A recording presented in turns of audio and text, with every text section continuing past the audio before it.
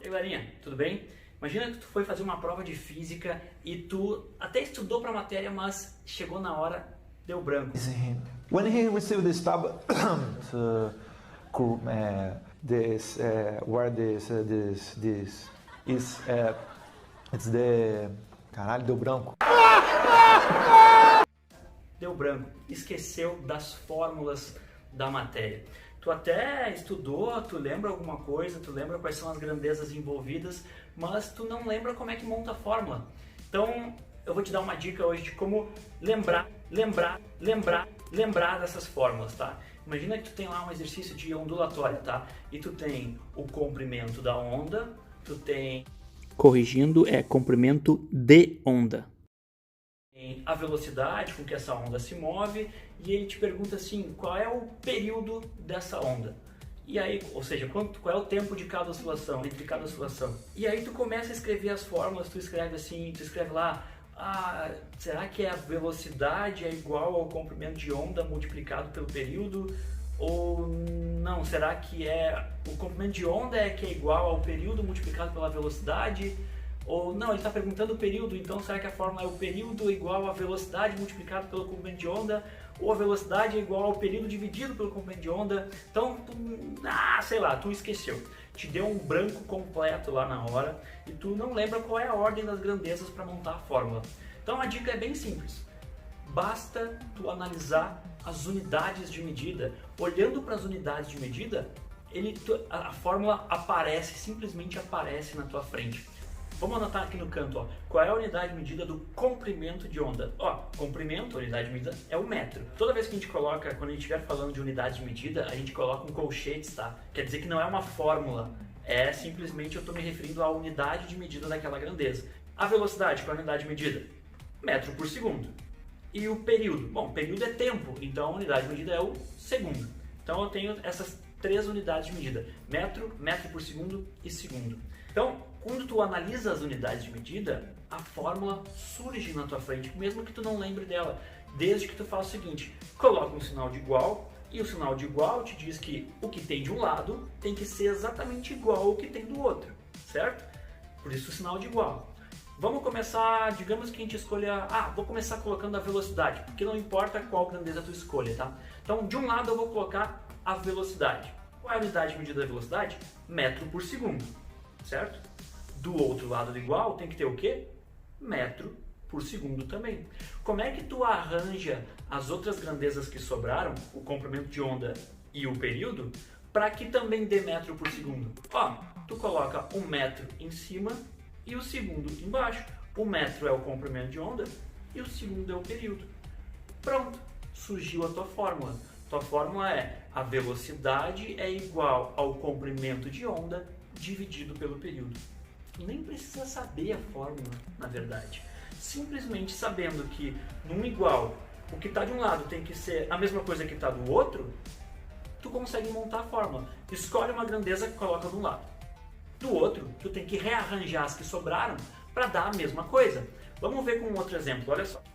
Imagina que tu não tenha escolhido inicialmente a velocidade, tu escolheu o período, já que é isso que a questão está te perguntando. Como é que eu poderia montar uma fórmula para encontrar esse período?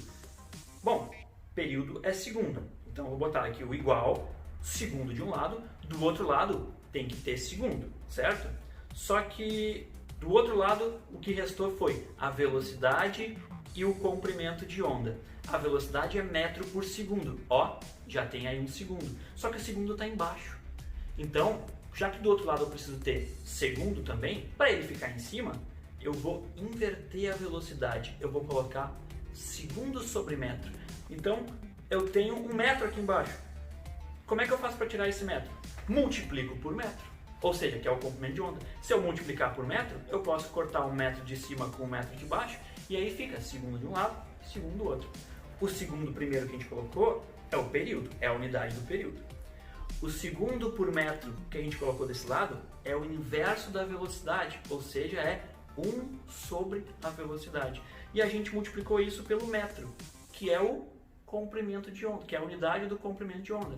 Então ficou 1 sobre a velocidade que multiplica o comprimento de onda. É a mesma coisa aqui, o comprimento de onda dividido pela velocidade.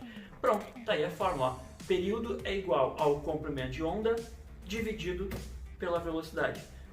Não preciso nem saber a fórmula. As unidades de medida me dão ela. Eu só preciso rearranjar aquilo que sobra para que de um lado eu tenha exatamente a mesma coisa do outro. Tranquilo? Então é isso. Não te esquece agora. Se tu esqueceu de uma fórmula, tu estudou a matéria, tu sabe mais ou menos como é que é.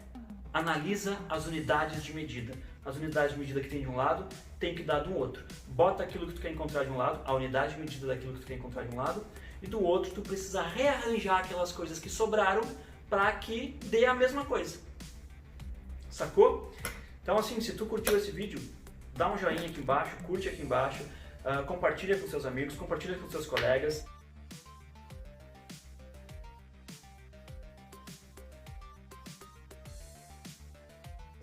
Vamos ver com um outro exemplo, olha só. Sabendo que o calor específico do ferro vale 0,11 calorias por grama por grau Celsius, calcule qual a quantidade de energia que é necessária para aumentar em 2 graus Celsius a temperatura de uma barra de ferro com 200 gramas. Ora, o calor específico 0,11, nós temos a quantidade de calor, que é o que ele está perguntando, nós temos os 2 graus Celsius, que é a variação de temperatura que eu quero que vai ocorrer nessa barra, e nós temos 200 gramas, que é a massa. Então nós sabemos que tem uma fórmula que vai usar tudo isso aqui, certo? Nós vamos colocar um sinal de igual e vamos analisar as unidades de medida. Eu sei que de um lado tem que ser exatamente igual ao outro, certo? Como eu quero saber quanto vale a quantidade de energia Q, é o que eu vou deixar do lado de cá. Então eu vou deixar a caloria do lado de cá, certo? E do outro lado também tem que ter a caloria. Ora, se também tem que ter a caloria lá do outro lado, qual é o símbolo desses aqui que tem lá do outro lado que tem caloria? É o calor específico, certo? Que é caloria divididos por grama vezes grau Celsius. Para me cortar essa grama e cortar esse grau Celsius, eu preciso multiplicar pela massa, que é grama, e pela temperatura, que é grau Celsius, certo? Então, fazendo isso, eu consigo cortar as gramas e os graus Celsius e sobra só a caloria. O que é a caloria? É a quantidade de energia. O que é isso aqui? É o calor específico. A grama é a massa e E é a variação de temperatura. Então, acabo de descobrir qual é a fórmula. A fórmula é a famosa fórmula do Q-macete. Quantidade de calor igual a massa multiplicado pelo calor específico multiplicado pela variação de temperatura. Mas mesmo sem eu lembrar da fórmula, analisando as unidades de medida, eu consegui saber o que eu tinha que fazer com aquelas grandezas que me foram dadas. Então é isso aí, falou, abraço!